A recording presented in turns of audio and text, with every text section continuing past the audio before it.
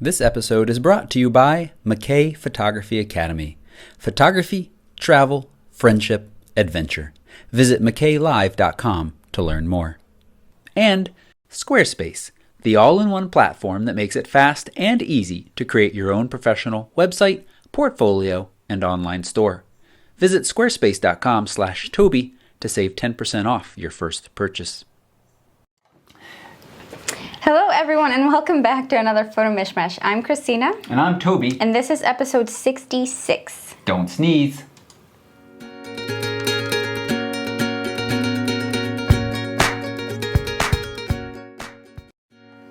I came up with that wonderful title seconds before we went live when I sneezed and you told me not to. I thought we were going to use more descriptive titles from now on. Well, you know, I got a little, well, I didn't get a little trouble. I always say that. But last week, I had put 5DS thoughts in the title. And we spent about 2 minutes of like 80, because we didn't have a ton of time. 90 minutes to talking about that. And somebody was like, thanks for the link bait.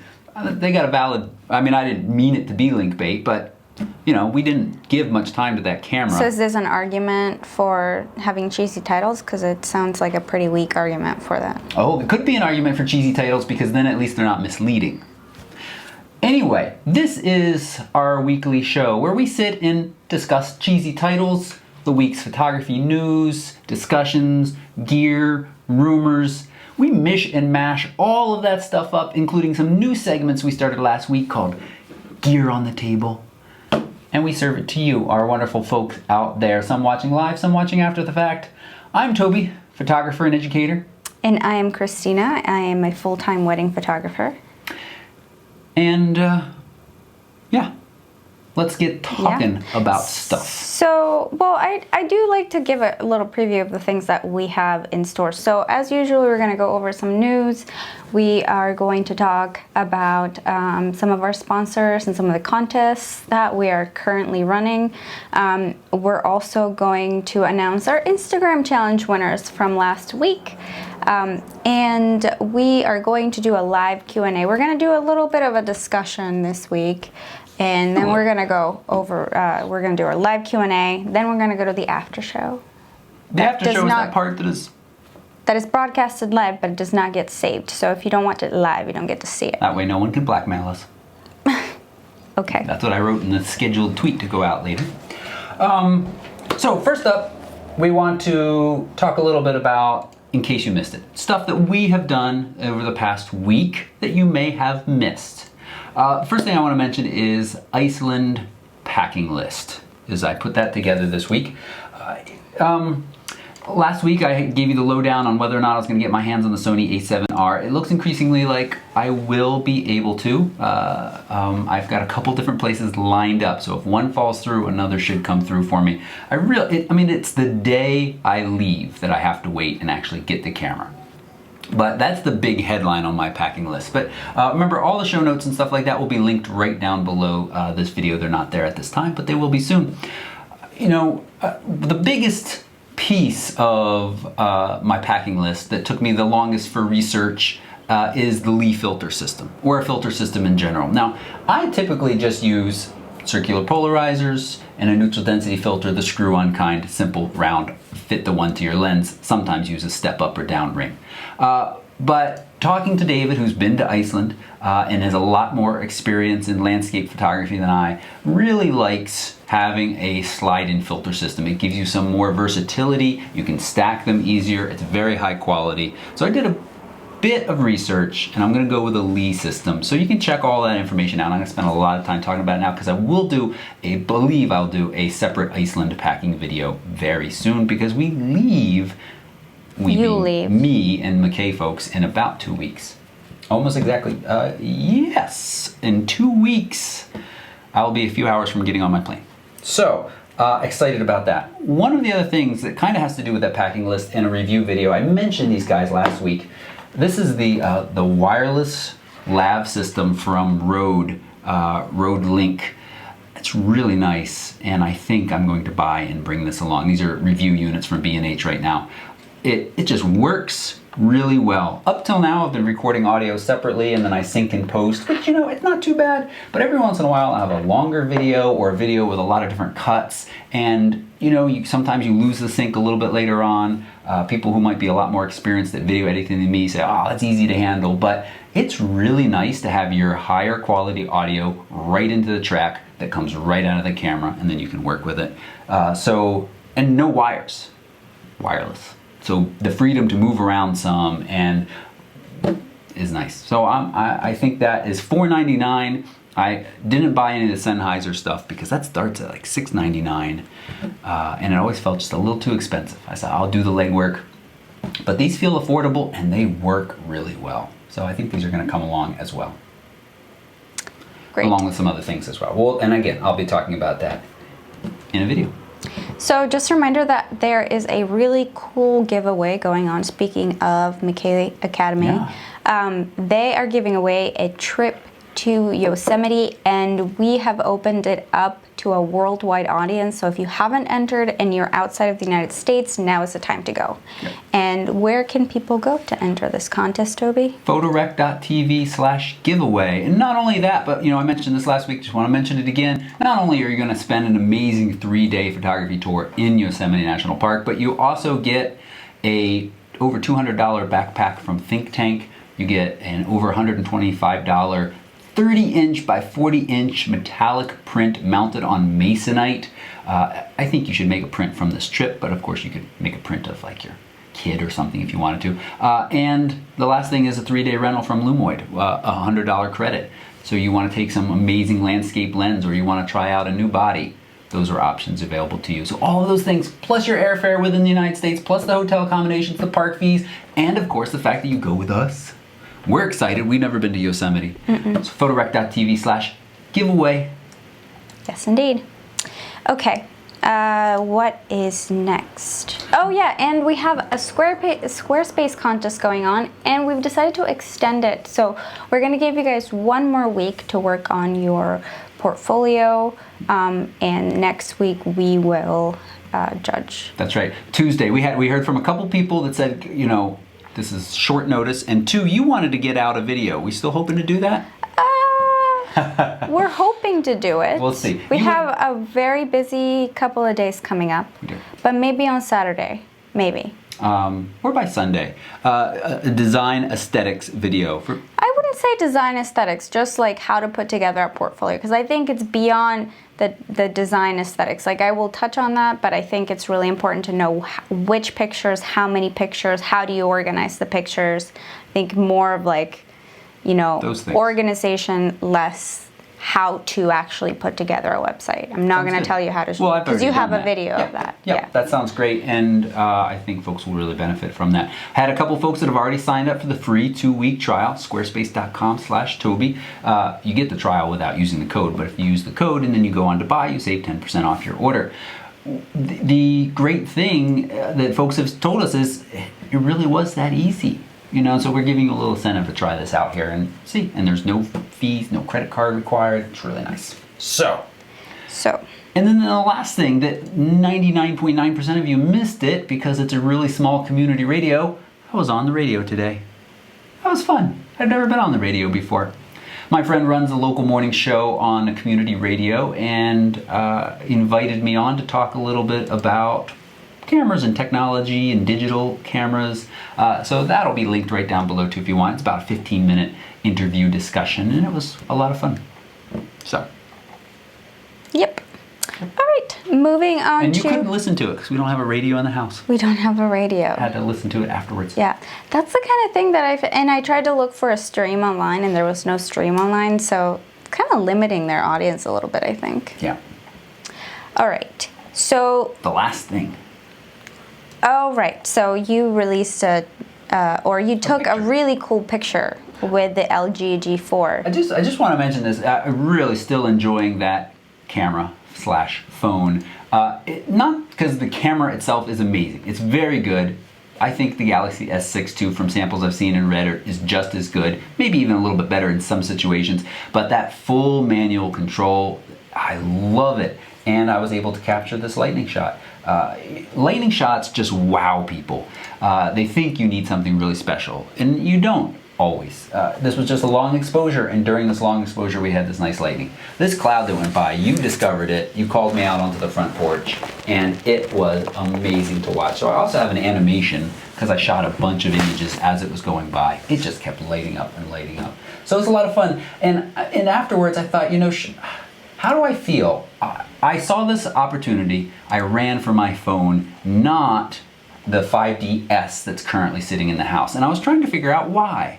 Why did I decide to go for the phone and not the camera that has an amazing number of megapixels? And I think the answer was simply, there's a couple parts of the answer, but I think the main part of the answer was because, again, people would be like, wow, you took that with a phone, even though it's not really that special. So I think that was the first reason. And the second reason is I just knew it would be very easy to set up. Yeah, and it was taken with a phone, but even if it wasn't, to me, it's an impactful picture anyway. Mm-hmm. So. Yep. Yeah. So again, gear doesn't always matter. Although we're going to hit on a news story where gear, sometimes matters. All right. So, do we have any gear on the table that we would like to talk about? Well, I already mentioned the Road Link stuff. Really happy with that. I give it a full thumbs up if you are looking for a wireless lav system and you're on a budget. The only downside, well, no, I'll leave that for the review. I'll leave it for the review that you have to watch. Update to the saga of the GoPro Hero that spent 4 days underwater. And it seems to be 95% functional now. It acts a little weird when I first put a battery in. Like the Wi-Fi turns on every time I put a battery in. And there's definitely some corrosion back here. Yeah, and it seems like the underwater casing has sort of lost some of its No, I think it just seeped over time, but since then, it's been okay. Really? Because we took it to the river that one time and you put it underwater and it was kind of... Was it? Yeah. I don't remember. All right. It seems fine now. So it's interesting, and we're going to come back and talk a little bit about the iFixit's teardown of the GoPro Hero Session 4 camera coming up as well. I've done a little bit of slow-mo with this. I also posted on Instagram. This is the Sony RX100 Mark IV. You're limited to 4 seconds of high-speed video, no matter what frame rate you choose, 240 or up to 960. It's impressive. I mean, it is 4 seconds of serious slow-mo. You think about the slow-mo guys, they're shooting at about 1,000 frames a second. Now that's great quality. But still, this little camera and 4K looks gorgeous out of it as well. I'm impressed, but just those 4 seconds, it's not enough for me to say this is the camera you should buy over the original, or not the original, but the Mark III. I just don't think it's quite enough of an upgrade unless you're really dying for that high speed in 4K because you want to play around with it. But it's pretty limiting at 4 seconds. If you're not careful when you're trying to catch kids jumping and you say 1, 2, and they hesitate for a second, you're going to miss a big part of the jump because you only got 4 seconds. And it's a little slow to process and all that stuff. But still, there's camera manufacturers are trying to say, here's how we're different than your cell phone. Because I said, it's better quality-wise. But it's not quite that much better for me to say I really always need to carry this around. But by putting in differentiating features like the high speed, then you say, oh, I'm going to the river and catch kids jumping off the rocks at high speed. I need to do that. LG G4's high speed does 240 frames a second. It's not very good, and there's no way to export it that I've been able to tell at 240. It only plays it back inside its video player at 240. It's weird. Okay. So we have a new segment called YouTube Tech Support. Well, it just looks like a segment header because it got written in a different font. I wanted to mention this. Back in May, early May, we had a handful of technical problems with the show. Actually, most of it was audio and syncing issues. Do you guys remember? Let's not dwell on it. Let's knock on wood because we've had success since then. It turns out that some of that was just completely out of our hands. It was on YouTube's side of things. Even though we kicked ourselves a good bit for not getting it right. But yes. So I have writ them up during that time and said, help, what's going on with our Leave show? it for the after show. I said, come on, we got these audio syncing issues. What's happening? What am I doing wrong? What can I do? Nothing. No response. No response. Also wrote them, we have at least one German fan who says, I can never watch your show live. It's blocked. Can you ask YouTube about it? I was like, yeah, I'll ask YouTube. Nothing, nothing, nothing. Yesterday, they wrote back. May 9th is when I wrote them because I had the original email in there. And June 9th, July 9th, July 22nd. Well, that's not a whole nother month, but 2 months and some odd. And they wrote and they said, was it with the HTML5 player, blah, blah, blah, blah, blah. And I was like, well, it seemed to be all of our audience. I don't think all of our audience is on HTML5. I don't really know. But they had also said refresh. So folks, if you have audio syncing issues, we still see people mention every once in a while, try refreshing. I wrote back and I said, thanks for this reply. I find it a little ridiculous that this support took 2 months to write. This guy, Aaron, wrote back instantly and said, I'm really sorry. We've set up a whole new tech support system. Your email was just escalated to me moments ago and I've answered it. And I said, all right, well, great, thank you. I hope this continues. He wrote back instantly again and said, absolutely, please don't hesitate to email me if you have any questions or further need of support. So that was nice. I'm hopeful. And they also he wrote a few minutes later responding to the other email about the Germany blockage and said, I'm sorry, this is a German court EU copyright issue. All streaming content is currently blocked in Germany. So something else that's completely out of our control. I just wanted to say that because, we're relying on YouTube and I was pretty frustrated with them for a while. And now I'm a little more hopeful. We'll see. Yep. All right, so we're going to move on to news now. And the first thing that we want to tell you guys about is a list put together by Petapixels of the 10 most interesting lenses in the history of photography. I think this is kind of a clickbaity title in the sense that I wasn't I don't know. There's at least one lens on here that I was like, really? But let's go through because there's a couple worth talking about for a little bit more than others. The first is the Lomography Petzl. Petzl. I thought the P might be silent. It's not silent. Petzl. When are P's silent? Pneumonia. Okay. Touche. Okay. Now our hairdresser. Yes, we do have the same hairdresser. And we go at the same time. We go. Not always. No. Well, it's just he's like a half an hour away. It makes sense to coordinate. Trying to save. For all of you guys who live in big cities and travel half an hour away on the daily. He shoots with this lens. I like the pictures. I've never shot with it. This is a really interesting lens. It's comprised of 2 doublet lenses and a Waterhouse aperture. Now the doublet lenses, you click that and it takes you to a Wikipedia article. It talks a little bit more about them. I don't really understand what it was talking about, but it's got a really nice creamy bokeh. Mm-hmm. You ever thought about using this lens? Nope. Okay.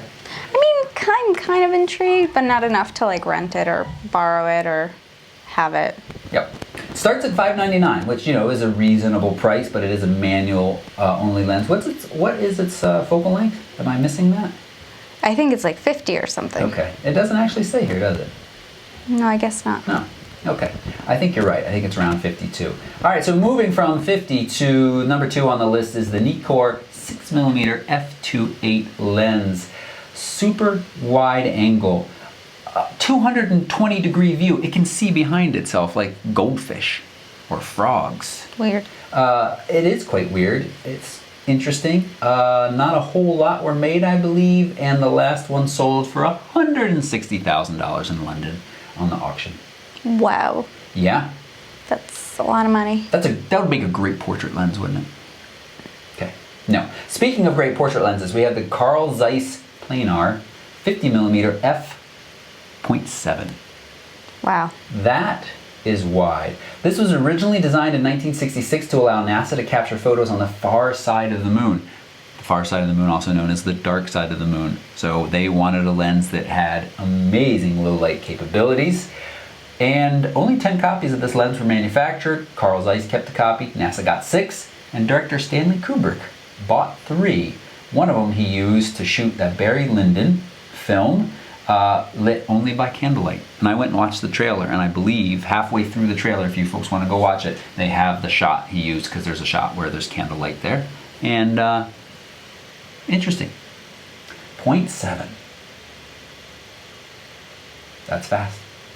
Moving from that to number 4 on the list, the 1700 millimeter f4.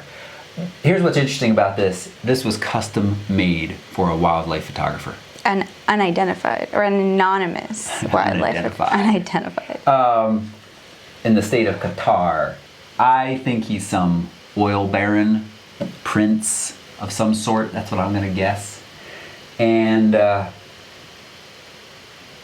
I bet he's actually taking Peep and Tom pictures. Oh, wildlife.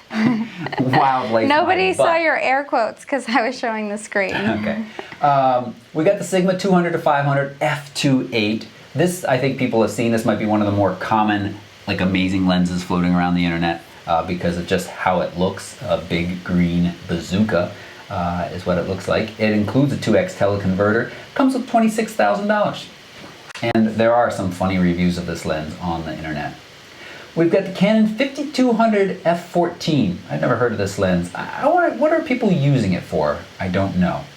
But 5200, it's designed to focus on objects over 30 miles away.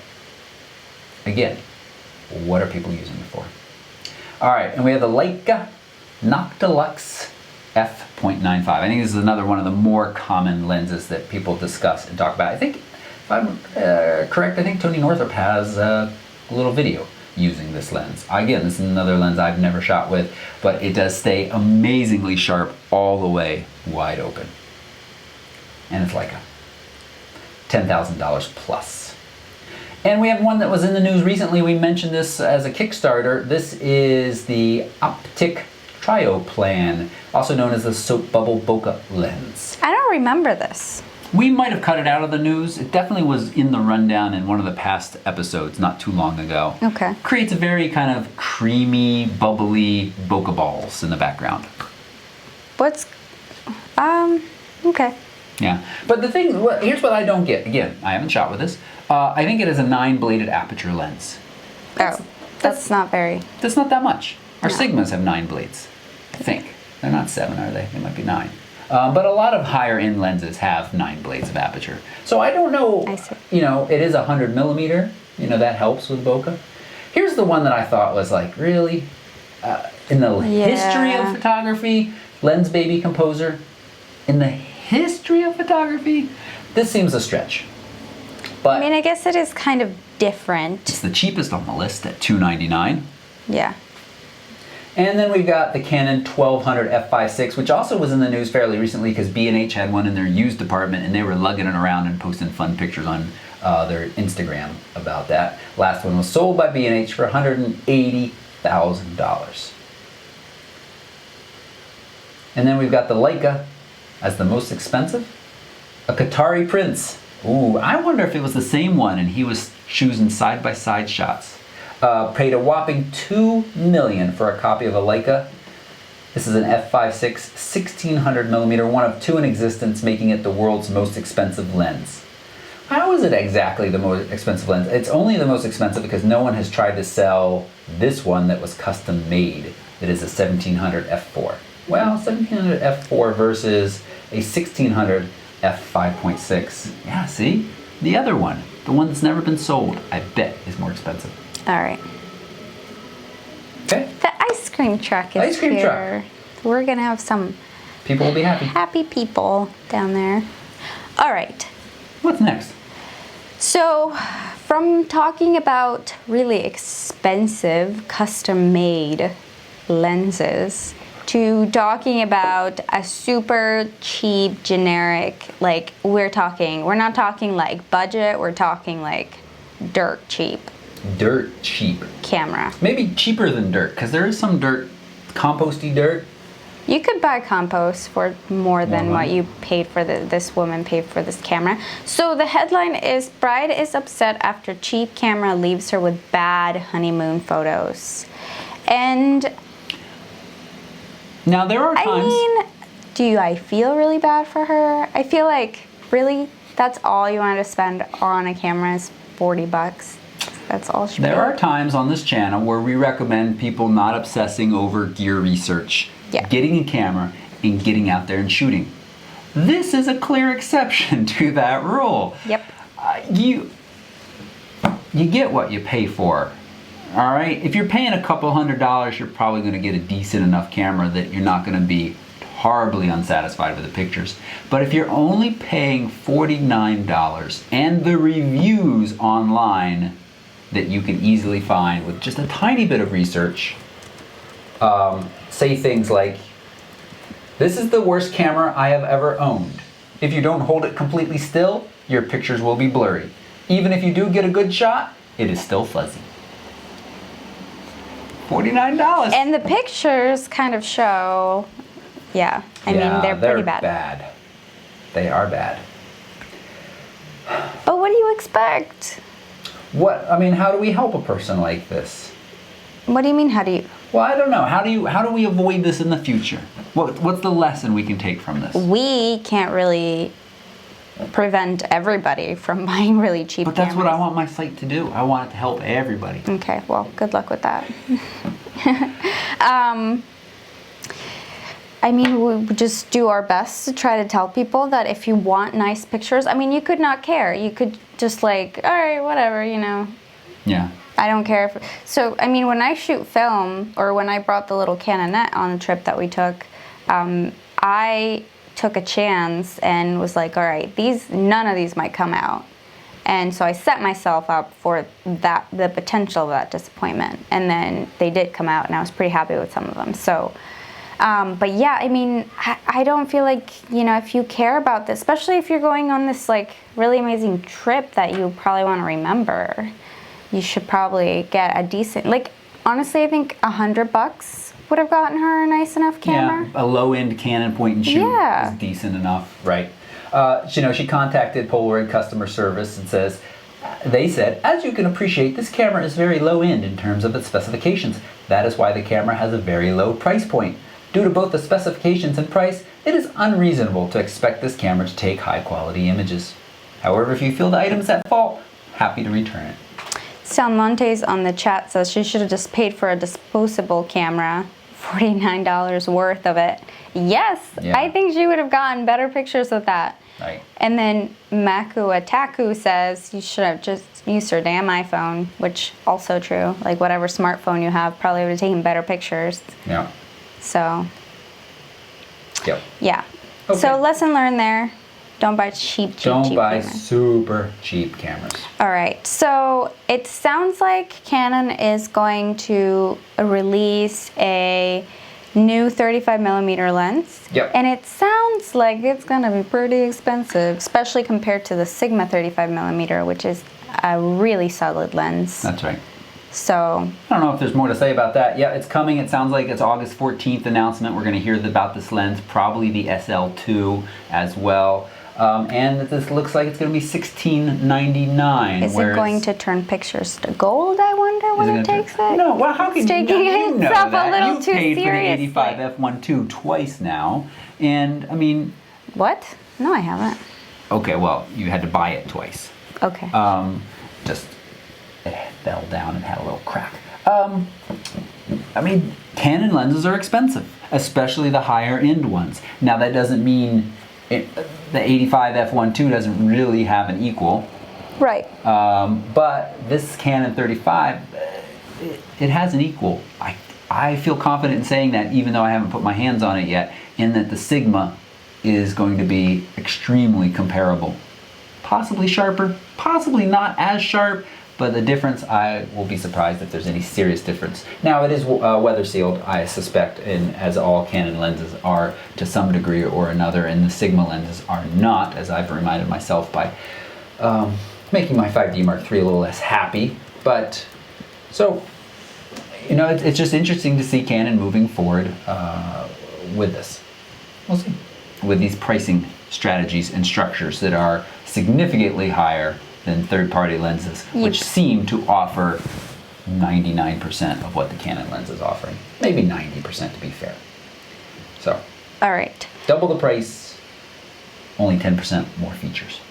So, do you want to talk about the next news story? Because I didn't really read it very thoroughly. Well, it's just, so Adorama's got a great deal on a Fuji X Pro 1 right now. And, Scott put this in the rundown. I don't know if it's necessarily news. Maybe we should create a section called deals sometimes. And if we're looking at my screen, you simply come here to the Fuji X Pro 1. This has the nice APS-C Fuji size sensor in it. And you come down here to the camera lens deal, and you can add the Fuji 27mm f2.8 lens for free to this bundle, and the Fuji 35mm f1.4 for just $150. You just click add to bundle both.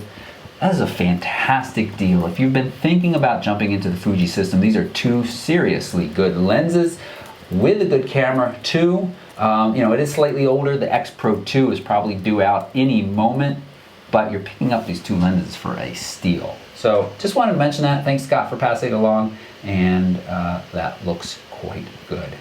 Yep. All right. We're going to take a short break to talk about one of our sponsors for the day, and that is McKay Photography Academy. Wait, I think we've said their name a bunch tonight because we're Yosemite trip.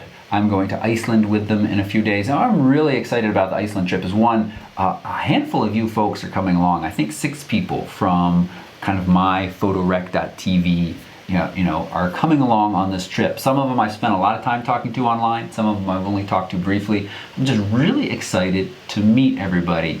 And not just those folks, all the rest of them. Because as we found on the trips that we've been on so far, it's a little cheesy, but like bonds are formed. As you're traveling across these amazing places, you spend time on the bus or in the hotel room or going out to dinner, just chatting and growing close. And sometimes you talk photography, sometimes you talk a lot of photography if you want, but sometimes you just talk life. And it's just, that's what I want to highlight right now, is just how much fun it is to go off on these trips with people you've never met before. They all have been so nice. And some of them have become very close friends, including David and Allie. And again, you might be surprised to learn this, but I consider myself a little bit of an introvert. A little bit. Oh, way to back me up there. I mean, yes. I'm an introvert. I put myself out there on this show. I talk to you all, but it's pretty easy because, I'm just talking to a camera right now. I can pretend there's like Trelina and Trevor are the only ones watching us, and that's fine. But, in person to person, I get a little more shy. I've worked hard on getting less shy, but these trips, everybody's so nice. They feel family-ish. The good side of your family, not that aunt that you have. I have that aunt. And she's not watching, it's okay. And, it's just a lot of fun. And so that's a really neat aspect of these trips that you might not be thinking about. It's the friends that you're going to make while sharing this experience. And sometimes people come along as couples, which is fantastic and fun as well. And sometimes people come along individually, and I always see people forming bonds. In our short experience on these trips, it never felt like anybody's been left out or left behind. Everybody's made friends, and everybody's looking out for each other and having a good time. Yep. So, we have at least one photo rec person coming with us to New Zealand. There actually is only one spot left now. And so if you are interested in going on a trip that sounds absolutely amazing, go back and watch last week's show where I talk about one of the last days of this trip, which is just going to be an amazing experience of water and four-wheel drive vehicles and hiking through ancient forests and gondola ride up to a mountain peak and maybe some night astrophotography. Did we talk about going to check out the place where the Shire? If you're a Hobbit fan? We should save that for another segment. Like next week we'll talk about, we're going to go to the Hobbit Town.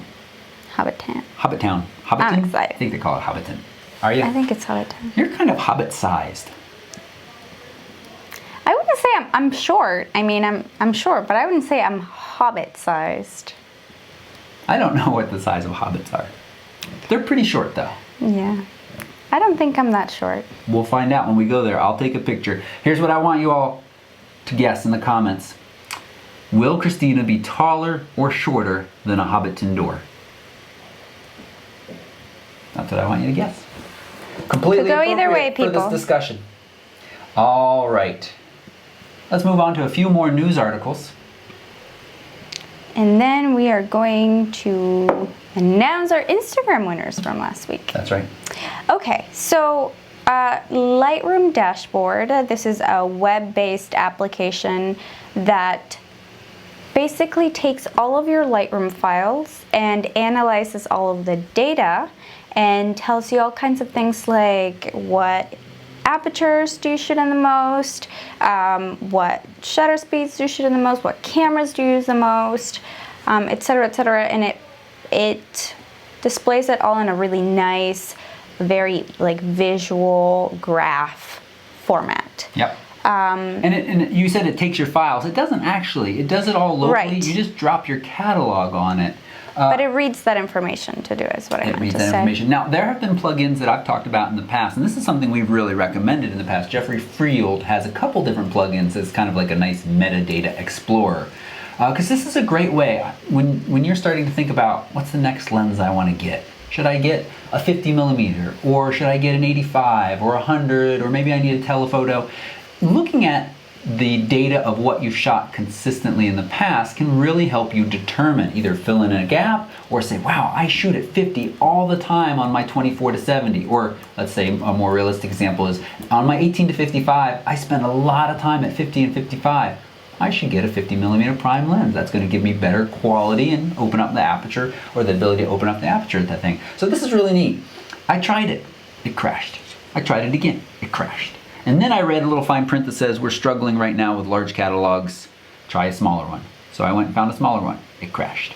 So your mileage may vary, but check out the article on Petapixel, or just go to, what is the actual address? Lightroomdashboard.com or something? Yeah, lightroomdashboard.com. It sounds like something Adobe should snap up and integrate automatically. That would be really cool with the mobile. Maybe that would be a good move, Adobe. Feature. Although for the Creative Cloud folks. Yeah, okay. I'd love to click over at any time and say, in the last month, I've shot all my images at 10 millimeters. And everybody's nose look like this. So, it's neat. Check it out. And let us know in the comments if it worked for you and what your most common focal length is.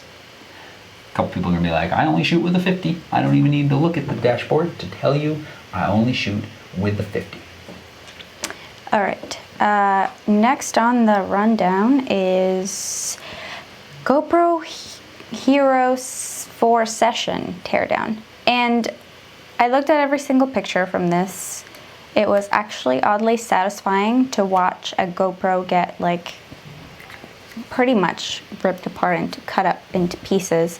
What are you doing right now? I'm showing you what you can't do with a GoPro Hero 4 Session. Okay. That's really it though. So it has an integrated battery. You can't pull the battery out of the Session.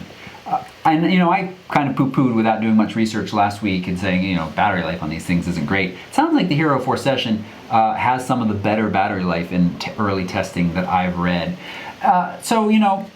It definitely is a bit of a bummer you can't switch the battery out, because even if the battery life is pretty good on that, still relative to other cameras and stuff is not very impressive. Now beyond that though, I don't really have an issue with it being so unfixable. Who is sending in GoPros for repair? And what can we already do with this thing? Well, you must not have watched their other teardown. Of a regular GoPro? Yeah. Oh, I did not. Neither did I, but I'm assuming that they did it. In the past? Well, yeah, but still, I don't hear about anybody sending a GoPro in for repair.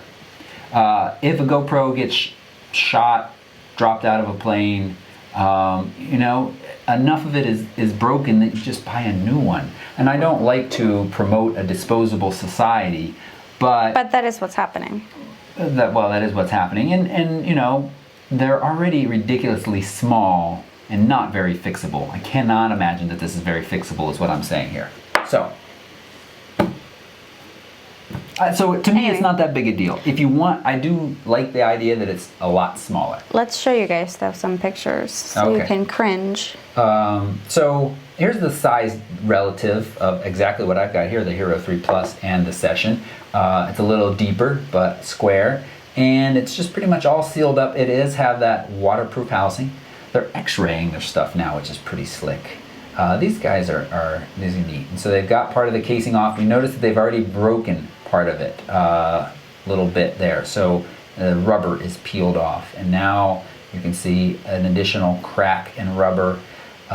So basically they're kind of like cracking this open like an egg. Basically. And then there is the battery soldered in there. It's a 3.8 volt, 1000 milliamp. This is a 1180 milliamp, 3.7 volt as well. Oh, actually it's 1160 they say in the Hero 4. 1180. Okay, so yeah. I don't know. Are people out there interested in this camera? I think we should move on.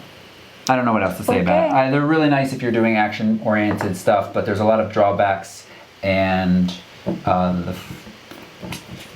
not very excited about this Hero 4 Session. But I'm not doing action-oriented stuff where size really matters. Okay.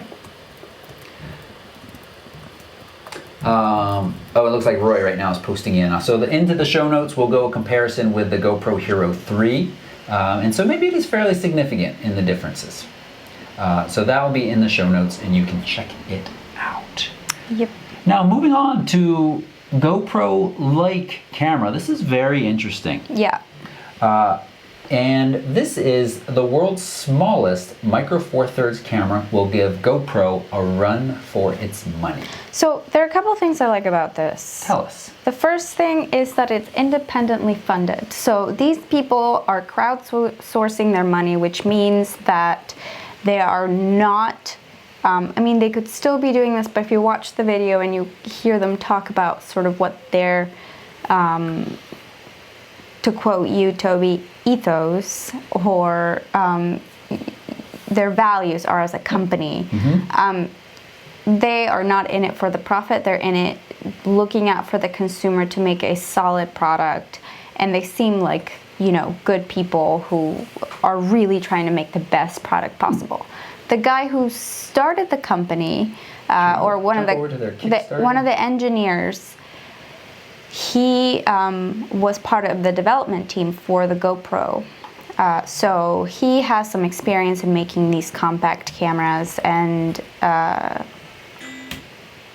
so, you know, he knows what he's doing. Yep. They've raised $215,000. First of all, on a $250,000 there. I can't believe that they only needed $42,000 to achieve their goal. That's a little bit. That seems really low to me. But they've managed to raise $215,000, which is, you know, pretty incredible. So I'm very intrigued. I would love to see what this looks like and how it performs. Yep. One of the first things I thought when I saw this is, well, it's exciting. We record in the studio with a GH4, which is a Micro Four Thirds sensor. For our studio purposes here, we do not need much. It could be screenless or have a very low resolution screen. We could control it remotely. All of those things sound very nice. So actually, I'm thinking two things now that remind me. One, it's not that different from one of those new Blackmagic cameras. You've seen those as little guys that are just basically, I think they were Micro Four Thirds mounts as well. And I'll try to remember to look those up in a minute and share exactly what I'm talking about. They came out at NAB this year. There are two new Blackmagic models that were tiny for different lenses. The other thing that I thought of is, how is this really significantly different from what we kind of poo-pooed last week, and that is those new Olympus Airs, which are Micro Four Thirds. Let me go real quick. Are those the ones that like attach to your phone? Yeah. Yeah, well, that's the whole point. It's like they're not. This doesn't feel gimmicky. This feels like an actual camera. You can use it standalone. I don't. You control it. All settings are controlled from your phone. It has an LCD on the back, though. Yeah, Can't you but that's control really, the settings? I think that's really only to see what you're doing, to frame it, basic framing. Now, I will say that I think 4K, I don't think that's Olympus Air feature. You know, probably will be in a generation or two. Yeah, I don't think it says, but it's a very similar idea. It's a very similar idea. The other thing you said, I like what you said, is, well, it's Kickstarter and they're independent. Yeah, and that means you might never ever see this product come to life. That's true. Although Jeffrey, we should always say our general Kickstarter warning: if you decide to back this, you may never see it. Jeffrey DeMeyer on the chat says that they're funded by Panasonic. Oh, well, I saw that they have been working with Panasonic. It wasn't clear to me that they've actually gotten funding from Panasonic. So it's going to be, I think the other, maybe you said this, sorry, but I was reading myself, $699 is going to be what it's sold for, which is a reasonable price if they can do what they say. 4K, incredible low light performance. Also, they're really talking up dynamic range. Basically, they seem like decent guys that really want to do a good thing, as you said. And whether or not, just because they want to do that, just because they raise a buttload of money, doesn't necessarily mean it will come to fruition. But I think we are going to see a lot more stuff like this. We just shot that wedding. Oh, and we got to talk about the scene. Well, maybe we'll save that for another time. It's not really time dependent. We shot a wedding this weekend, and the videographers there had a drone, and they just used it for a little bit of scenes around the ceremony site and then put it away. Yeah. But I was talking to him, the gentleman who was flying the drone, later in the evening, and saying he knows people that have hacked their GoPros to get a 50mm like lens on there to get some cool drone shots that aren't so crazy wide. And so here you go. Here's something that I think drone and other people looking for a really small, lightweight camera to be able to put a 50mm micro four thirds lens on and get a really cool shot. Yep. So when we buy this and you want to use this at portrait sessions, can I fly the drone? Boop, boop, boop, boop, boop. Okay. So we're sort of revisiting this article that we talked about before. So you guys all know, if you watched this show maybe like a month ago, maybe over a month ago, that Taylor Swift had contacted Apple to request that all artists be paid for the 3 months of free service that Apple was providing to users who wanted to try their new radio service. And Taylor Swift was like, no way, you have to pay us artists for this. This is all your own promotion. Like, we have to make money off this. We're still working artists, and especially the smaller. Anyway, so then photographers came out and were like, well, look at your contract. It was really limiting. It was pretty much like taking copyright away from certain photographers, saying that they could delete their pictures at any time if they didn't like them, that they couldn't really use them, they could destroy their gear. So she then defended it, but now, as it turns out, she's worked with another lawyer and a photographer and has rewritten her contract to be a lot less aggressive. Yep. Well, yeah. So now the language has been softened to say, before forcibly remove images from photographer's camera, now the language says you may be subject to having your photos deleted if it is determined that you have taken photographs beyond the rules of this agreement. And there was an extra line added explicitly stating that this contract does not transfer copyright away from you, the photographer, for publication. So, good progress forward. It sounds like additional progress still needs to be made. Again, I didn't watch, but I saw Jared Poland say why he signed a Foo Fighters contract. I saw a headline that said that. So again, if you're interested in this type of thing, you should go watch his recent video. You might have some reasons why. I know Foo Fighters had a similar contract that was similarly onerous on the photographers. And that, I think, is what the Washington Post said. That's why we're going to crowdsource this. So. Yeah. Okay, so California has passed a bill that allows firefighters to knock drones out of the sky. And hand in hand with this comes another story that we actually didn't really talk about, that was listed on the rundown, but it would have gotten a little too long, so we took it up. But it's related in the sense that in California, firefighters were trying to put out some car fires on the road and were faced with 5 different drones being flown around them. Was it really 5? I believe it was 5 of them that were just flying around. Were following some of the aircraft and were being just all around really beyond unhelpful, just like disruptive. Right. And so I don't think that this was a direct response of that. I think it helped push this legislation and the urgency of it forward, because I believe they had to suspend some of the flights because the drones were in the path of the airplanes fighting these fires, and as a result some some cars burned on the highway. That's what I heard. I didn't hear that there were 5.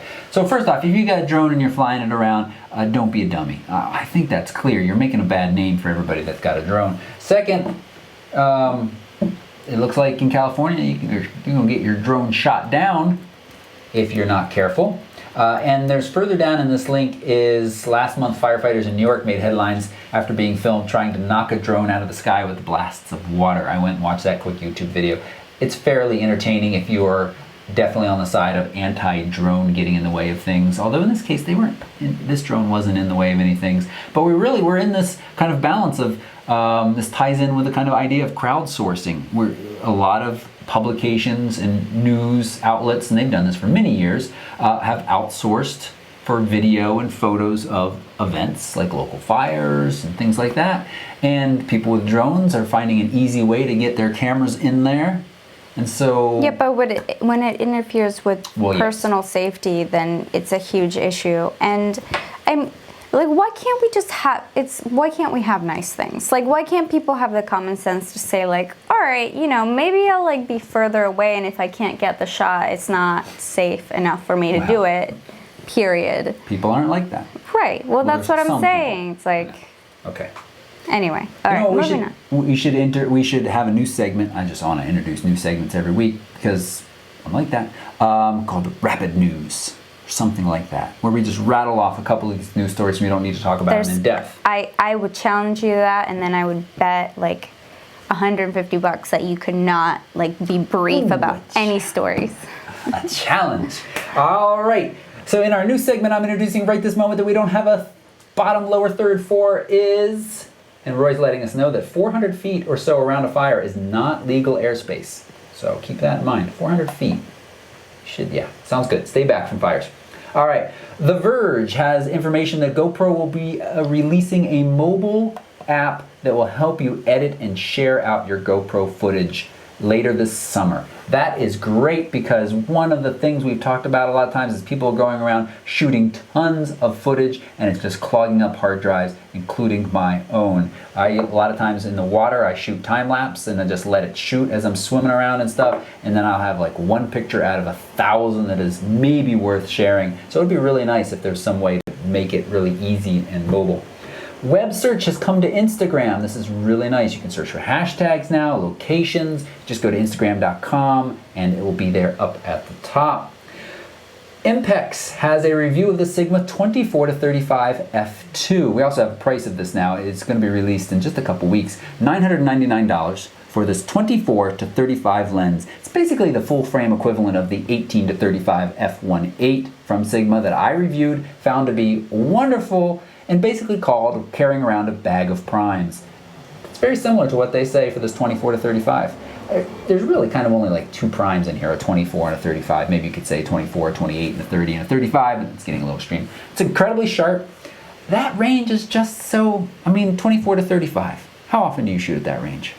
Not very often. You never, only with gigantic groups that you need to take, because otherwise... But it would come in handy in those situations. I would rather get that, I think, than the 16 and 35. Yes. Yep. Which leads into our next bit of rapid news. The rumor is that we will get a replacement to the 16-35 f2.8L lens. We're not sure that that's the lens that's going to be replaced, but it seems the most likely because you do know the current 16-35 is not on Canon's recommended list of lenses for their 5DS and 5DSR.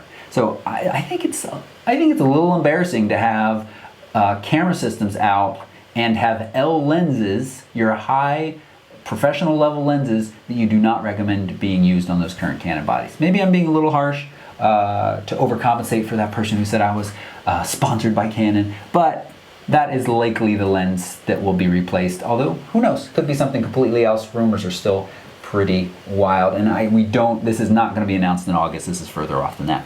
Okay. Was that rapid enough for you? That was pretty fast. I wish we'd done that from the beginning. Oh, well, and everybody ears would be like, too much. And they'd be like, Toby talks too much. But Doesn't he ever shut up? Isn't that what they say when you don't talk fast? Okay. No one says that. Everyone loves Toby talking, don't they? Everyone does. It's okay. You don't have to reassure me in the comments. I feel fine. I feel fine. All right. So are we going to do the last? Photos from space. That's a reference to Muppets, Pigs in Space. And I just gave away my age. I was very little when I watched that show. Very little. Okay. Some good information. One, I didn't put this in the rundown, but I saw bits of information about the camera on the Pluto New Horizons mission. Totally different than what I was reading off last week in the ESRI thing. This thing was called like Lawrence or something, and it's almost more of a scanner than a camera, 4 megapixels. Again, just want to reiterate, this thing launched 10 years ago. They had put 10-year-old technology in here that has to deal with the rigors of space travel, the rigors of the temperature differential. It's just pretty amazing. Anyway, Mashable has the David Malin Awards. These are 13 award-winning photos of space. And they're nice. Some of them we're taking with off-the-shelf stuff. Some of them, like this one, was made from 64 separate exposures of off-the-shelf, but modified digital camera. And I imagine the modified is the IR sensor slightly. Well, some of these are quite down to earth with a nice silhouette. And a couple people have asked about night sky photography in Iceland. I need to write back. Somebody wrote me who lives in Iceland and says, if you have any questions or anything like that, just let me know. That's awesome that we have a fan in Iceland, at least one. I'm imagining that it's going to be gray and cloudy most of the time. I don't know if that's true, but most of David's pictures I saw from when they went last year seemed that way. So I don't know, but I certainly will try some astrophotography. And then we've just got an amazing aurora.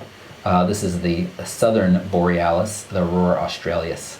So, just needed to satisfy our photos from space niche, including this, what looks like a giant jellyfish, the cosmic bubble. I do wish they gave us more information about how these were captured. This looks like a Band-Aid on something, I don't understand that one. And another amazing aurora borealis. So, okay, photos from space segment. We did it 2 weeks in a row. Will we make it a third? You have to tune in. And while I'm thinking about it, 2 things. One, if you're enjoying this broadcast, please take a moment to press that thumbs up button. That's a nice way to tell other people that it might be worth watching. And 2, next week, we're going to be broadcasting on a Tuesday. Yes. Because of some other travel, not Iceland, nothing that exciting yet, but I'll be on the road on Wednesday. So we'll be broadcasting 6 p.m. Tuesday.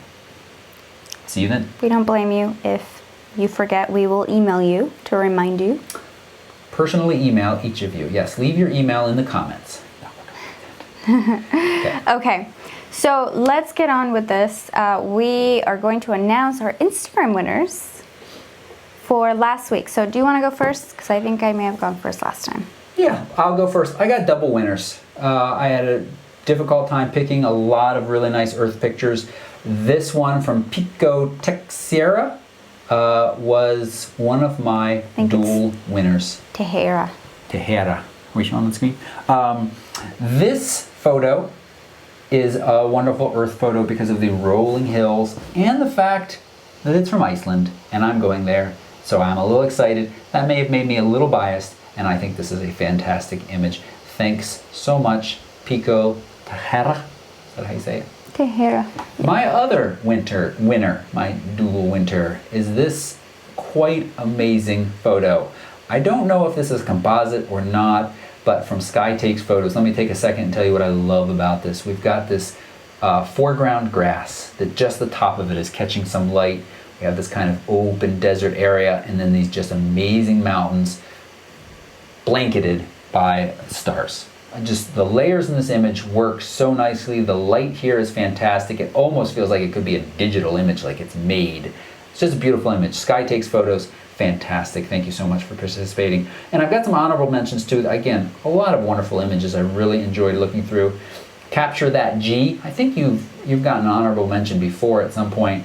I those mountains there. I'm guessing that this was a longer focal length lens. It really kind of compresses the road, brings those high mountains in close. I love it. Nicely done. And from high mountains to cute little fists holding fistfuls of dirt. Jolina's two little ones. I think this is probably your kids, Jolina, probably not some random kids on the street. Actually, no, she says my girls went digging. I know. It's just so cute. And it's just, there's the earth. It's it could also work in our kind of cliche shots, because that's another one of those kind of shots of like somebody cupping something in their hands. No, you don't think it's a cliche shot? Mm-mm. Okay. Well, I really like it, and I picked it. Melinda thinks it should be the winner, and I think it should at least be an honorable mention. Thank you, Jolina. All right, Christina's just got one winner, and you picked... Also Pico's picture, which really? This was not planned. So Pico, you rocked it this week. You did rock it. And again, when I pick, what I do is I go through the thumbnails and I control-click to open in a new tab that I don't go look at yet. And I go through and I pick all the ones I like, and then I go through and look at them bigger. And I actually didn't... You picked your winners first. I didn't look at them. Somebody else in Iceland. Very nice. People have asked before how many they can submit. I'd say like 2. And if you want to submit more, if you come up with a new shot that is even more amazing, then remove the tag from one of the other ones. That's what my suggestion would be to you. But we're not counting at this time. Ooh. All right, and you're one of your honorable mentions. Yes. Okay. Sorry. Did you want to say anything? I just really liked the colors in it, and it looks like earth, but it's actually it looks like soil, like dry soil, but it's actually underwater. Yeah, a couple inches of water because those little bubbles there. That's really neat. I like that shot. And the last one. How come it isn't clicky? Ooh, you picked that one? Yeah, because it had a lot of impact because it kind of grossed me out a little bit, or like it was kind of creepy, but it's also perfect for earth. It is great. So the tail end of an earthworm. Or the head. How do we know? We don't unless we know which way it's going. We can never know. Wonderful. And if folks can still see my screen, which I think they can, there is next week's challenge. Yes. You may have thought he's going to go with air because we did water, fire, earth. Air would be next logical, but no. Switch it up on you a little bit and going with balance. I want to see your best square images. Well, actually, they don't have to be square. That show balance. So that will be due one day less next week, Tuesday. As a reminder, they will be broadcasting. You got it. You all know it. Okay? Okie doke. And we want to take a moment and thank Squarespace for sponsoring this episode. Squarespace.com/Toby. It's your all-in-one hosting platform. You don't have to worry about security updates and patches and making sure you're running the most current stuff because you're about to get hacked. You don't have to worry about posting a viral photo like earthworm butt that just suddenly goes crazy on BuzzFeed and everybody comes to your website and your website going down. Squarespace pioneered this, actually. Did you know that? They pioneered this kind of back-end hosting that when your site starts to get hammered, they put resources into it seamlessly and fast enough that it will not go down. Now, we do not have enough of a photorec.tv army out there to try to take anything down, but I've listened to some other podcasts sponsored by Squarespace, some gigantic ones that have tens of thousands of live viewers. They talk about Squarespace. They put a site out there. I go to it. It is responsive, even though, and I don't mean responsive like works on mobile device, but I mean quick. Because even though everybody's hammering on it, that back end just boop, does magical things with little Squarespace fairy dust. And it's just great. And it's easy to work with. That's the other amazing thing. Sitting on top of all this technology is this easy system for you to design. If you want to save 10% off your first order, go to squarespace.com/Toby. And of course, if you want to try to win the Me Photo tripod, make a portfolio, submit it to us. It's completely free. The link to do that is right down below. Okay. Where can people submit their portfolio? The link to that is right down below. Okay. You're gonna. Could you say it out loud? Was it on last week's podcast? It's a blog post. So it's got a little bit of a longer address, photorec.tv. So go to photorec.tv. And go down to one of the posts called Squarespace is Easy. And just post it in there in the comments. Now, I manually approve my comments, so you will not see your post appear right away. But if you've hit submit, it'll be there. Check back in a day. Okay? Okay. All right. And as always, I talk too much, we go too long. But let's talk a moment about Casey Neistat and his new app, because it's out there in the world now. We've mentioned him before. We mentioned him because of his hacking. You have it. His hacking camera. You're very jealous about it. I am a little jealous about it. Can you tell us what Beam is? It's like Snapchat, kind of. It's, I don't know if you guys are familiar with Snapchat, but the idea of it is you create a story through videos, through short videos, and then you upload it to the world. And then whoever is following you can see the story. After they see it, it's gone. You can't see it again. So with Snapchat, you have a little bit more flexibility in the sense that you know what you're watching, you know what you're recording because you can see it. And you can you can add text to stuff, you can also have, you know, like 2 different kinds of posts, like stories, and then something else like where one stays up for a lot longer even after you watched it, and then the other one just, you know, it doesn't do that. So with Beam, you can't see what you're making. You have to put the camera either up to your chest or up to your like chin, or like cover it with your hand. So that's how you would record. But not on Android right now. Then it uploads right away. And you have no control over editing, over like what gets posted, and you record 4 seconds at a time.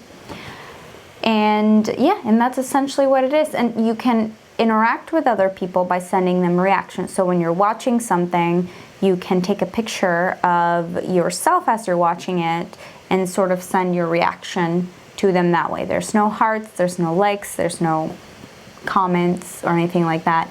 So the idea of it, I think, is to promote authenticity and sharing in social media.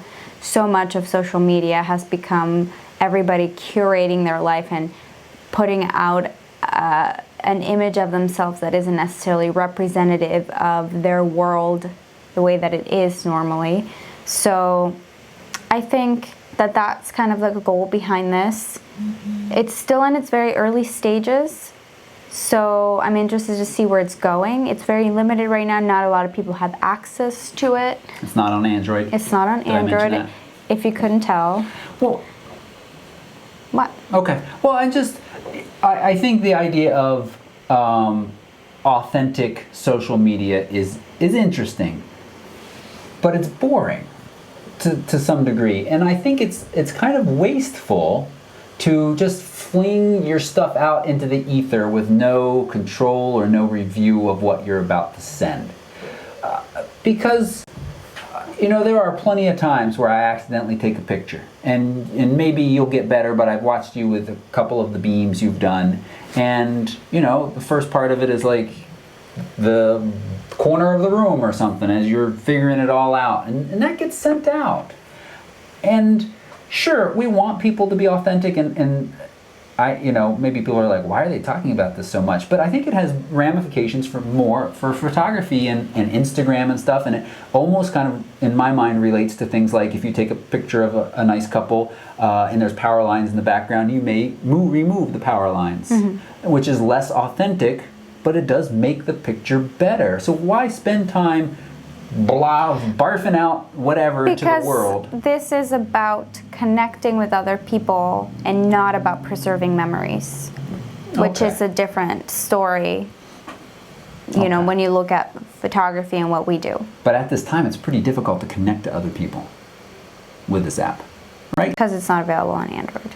Well, no, not just because it's not available on Android. Did we mention that? No. I'm mostly being funny about that. But it is frustrating when new apps come out and really ignore such a large market share. Well, we already talked about why. Yes, we did. Okay. But no, because it's difficult. You got to know their name. You gotta go to their username. Yeah, but that's the whole point. I mean, it's like it's very private. So the idea is you can follow like it suggests random people to you, and you can follow them. But otherwise, if you really want to follow someone, you have to know their username and then follow them. And I think that's fine though, because it promotes like, you know, just if you know somebody, they give it to you. You have their permission to follow you for the most part, unless somebody finds you randomly. Yeah, you know, and so somebody mentioned in the chat, you know, Snapchat. Yeah, that's the first thing we thought of. You hold your finger down to see it. It feels very Snapchat. So what does it really offer beyond Snapchat? I've tried to kind of get Snapchat a couple times because part of me does feel like, and I'm contradicting myself now, but there is a part of me that would like to just kind of share a little bit more freely and not really worry about curation so much. Yeah. But that's kind of Twitter for me. You know. But you can't. No, because you still spend, you know, the number of times you actually take a picture and then post it on the first take is very small. When you can see what you've captured and there is room for improvement in your opinion, you're going to take that time and you're going to spend it, and it's going to take time out of your day to actually make a picture that you find is worthy of sharing with the world. So by taking away the control of being able to, or taking away the user's control of the aesthetics of the video, I think that is completely letting them just experience things and still be a part of the moment, which I think that is my least, and this is something that we've talked about before, but that is my least favorite part about photography, is that when I'm behind the camera, I am not there. I'm not in the moment. Yeah. And I feel like things go by and I have a picture of it, but I don't actually remember myself being there and enjoying it and experiencing it. And it's frustrating. Yeah.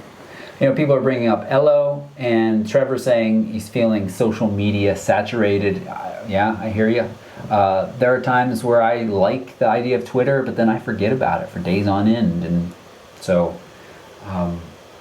we can only divide our attention into so many small, distinct units and apps. So it'll be interesting to see where this goes. He has a huge following, and we'll see. Let's move on to some reader questions.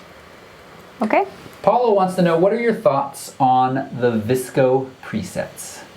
Now, I imagine that they mean for Lightroom, as Visco has its own app for Android and iOS, which has a bunch of presets, but I imagine you're asking about Lightroom. Have you used the Visco presets on Lightroom? I have. It's been a long time since I've used them, but I started out using their film emulation presets, and they're nice. I like what they do with the skin tones, but then I switched to Replichrome, and after tweaking a preset, I felt that they were a little bit more realistic. And now I use Mastin presets, which are, in my opinion, the best for, I wouldn't say they're the best. Like, I do have to do a lot of tweaking. Aren't they the best for replicating the film look you want? Yeah, I guess so. Yeah. But my problem with, and somebody asked me the other day for a recommendation of a large, comprehensive pack of really good Lightroom presets. Yeah. And I don't remember what I ended up. I had to do a little research because Visco feels very artsy to me. And I don't tend to go that direction with my pictures too often. I want kind of clean, clear, and crisp, and our presets, our small, very small collection of presets that's part of our Lightroom thing, does that for me most of the time. So that's where I went. But you know, it would be nice to do a nice little kind of review and write-up of all of these. I find a lot of these really bigger ones, they have a ton, they're kind of inflated with a ton of ones that don't do a whole lot other than maybe make like a low contrast version and then a very low contrast version and then like an artsy version. So maybe you can answer the next question and I'll go look and see what I came up with. Peter Daniel says, damn, I love these two. Thank you, Peter. That is so nice of you. It is. Any Canon Gear Talk or Corel Aftershot? I have no idea what Corel Aftershot is. Do you know what Corel I believe it is Aftershot a kind of a simple editing program. I know Corel Photoshop. Wait, no. Paint Shop Pro. Gus is That's not Corel though. Paint Shop Pro now is owned by Corel, I believe. Is it? Yep. Oh, okay. Yep. All right, yeah, I'm sorry, I can't help you there. Jared Platt. I think that's who I ended up with. He looks like he has the best large collection of presets. Not cheap, but they look good. Jared Platt. Yeah. Okay. The other thing you can do is, if you haven't already, go buy our Lightroom video, which includes some presets, and it shows you how to edit your picture so that you don't need any presets to make your pictures look better.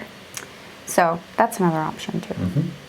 Daniel's question, I answered, he's all set. P. Dinko, do you think smartphone cameras will match pro DSLR quality eventually? Well, P. Dinko, did you not watch my LG G4 camera review? Because I asked that exact question of you all. And some people took that question in different ways, say no, the DSLR camera will always advance at a certain rate, and the smartphone camera will always advance at a rate, but they'll never meet.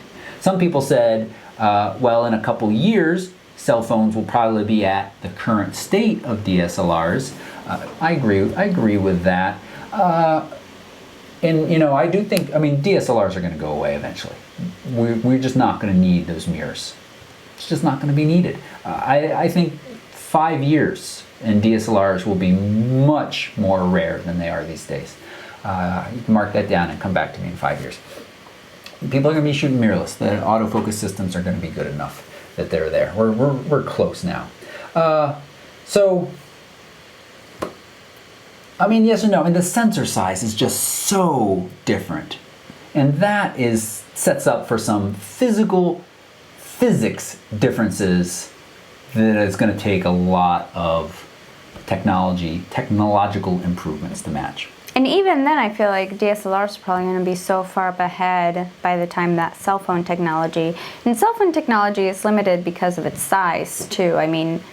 You can't have, whatever is packaged in a dedicated camera. Maybe you will someday. I don't know. But it seems like for right now, and probably in the next 5 to 10 years, it's not going to surpass the quality. Monoman wants a DSLR, but doesn't care about video so much. Well, I see in the notes that you say most likely a Canon T6 model. When people come to me and they say, I'm thinking about X camera, and here's what I want, a lot of times I say, that sounds good. They just need the reassurance. And Monoman, you're just looking for the reassurance.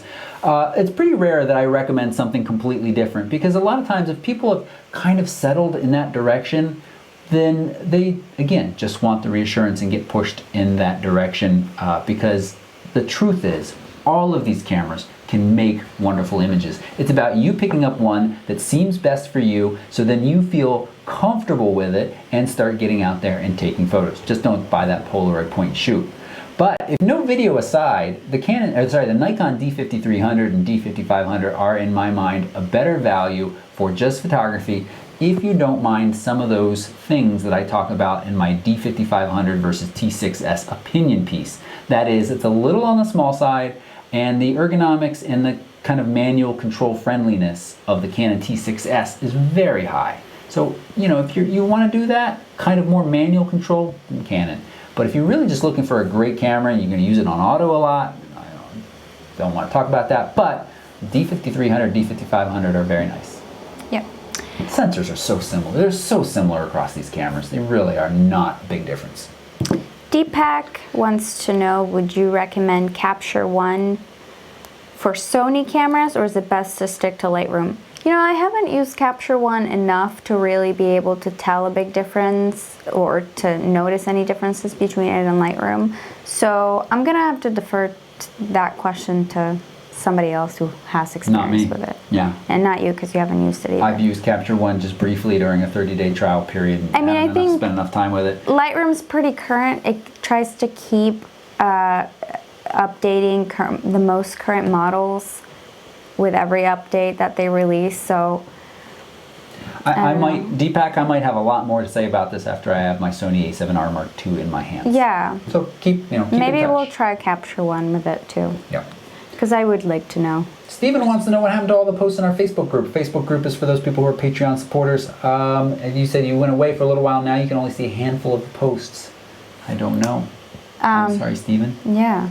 Is it? Do you mean in your news feed? Do you need to? So if you don't look at certain groups, sometimes this is what I found in my own experience using Facebook. If you don't look at certain groups, sometimes Facebook kind of assumes that you don't want to see it, so then it doesn't show it to you in your news feed. So you have to like actually physically go to them and be active in them, and then you'll see more posts. Yep. Daniel, what were your film preset choices? So Mastin Labs, Mastin Labs. They were created by photographer Kirk Mastin. He's a wedding photographer, and his film presets, I think that they kind of get people the closest to the certain kind of film look that is really popular in the wedding industry right now. So I've been using those for consistency, and then the other one is Replichrome by Totally Rad, and I like them a lot too. The color is a little bit funky on those. I don't know if they've released any updates, but I remember I guess I'm just a control freak, so I always have to tweak my presets no matter what. So yeah, but Mastin has a lot of tutorials to show you how to get it right, and and what sorts of things to do in case you run into certain issues, and it's kind of about the light. I think that if you're going to go with presets, I think Visco or Replichrome might be your best bet, just because, or film emulation presets, because they work with a lot more different they have more options for lots of different lighting scenarios. With Mastin, it's a pretty specific lighting scenario, or a couple pretty specific lighting scenarios that it works with well. So otherwise there's like all kinds of weird color shifts and things like that. So, but you should check it out. I think Replichrome has a trial version, and maybe Visco does too, I can't remember, but Mastin does not. So, yeah.